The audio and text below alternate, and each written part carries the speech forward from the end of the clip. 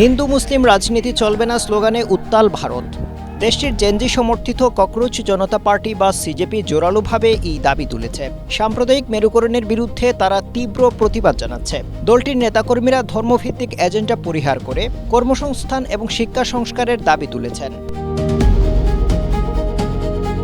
সিজেপির প্রতিষ্ঠাতা অভিজিৎ দীপকে অভিযোগ করেছেন, গেল 10-12 বছর ধরে ক্ষমতাসীন দল বিজেপি ভারতের সাধারণ মানুষ, বিশেষ করে যুব সমাজকে হিন্দু মুসলিম রাজনীতির বেড়াজালে আটকে রেখেছে।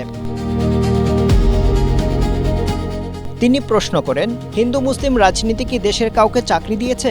সাম্প্রদায়িক সম্প্রীতি বিনষ্ট করে কার লাভ হয়েছে? স্ট্রবেরি সুপার ডটেড ও ক্লাসিক ভ্যারিয়েন্ট সেন্সেশন জাগুক শিহরণ।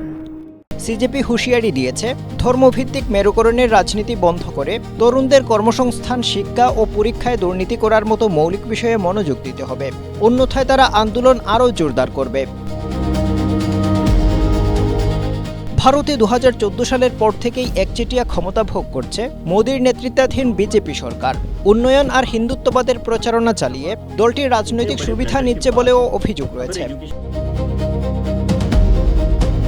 তবে সর্বশেষ লোকসভা নির্বাচনে দেখা গেছে বিজেপি আর আগের মতো মানুষকে আকৃষ্ট করতে পারছে না, বিশেষ করে তরুণদের। ধর্মভিত্তিক রাজনীতির টুপ থেকে নিজেদের দূরে রাখতে শুরু করেছে তরুণরা, উল্টো সরকারের চোখে চোখ রেখে কথা বলতে শুরু করেছে তারা। সম্প্রতি দেশটির বিভিন্ন পরীক্ষায় অনিয়মকে কেন্দ্র করে ক্ষোভ আরও বেড়েছে, যার ফলে সিজেপির উত্থান ঘটেছে। অনলাইন ভিত্তিক ব্যঙ্গাত্মক এই আন্দোলন প্রথমে এতটা গুরুত্ব দেয়নি সরকার, তবে অল্প সময়ের মধ্যেই ইনস্টাগ্রামে সিজেপির ফলোয়ারের সংখ্যা বিজেপি এবং কংগ্রেসকেও ছাড়িয়ে যায়। এতে নড়েচড়ে বসে মোদি সরকার। জেনজিদের আন্দোলনের স্বস্তিতে নেই তারা, তরুণদের হুমকি হিসেবেও বিবেচনা করছে সরকার।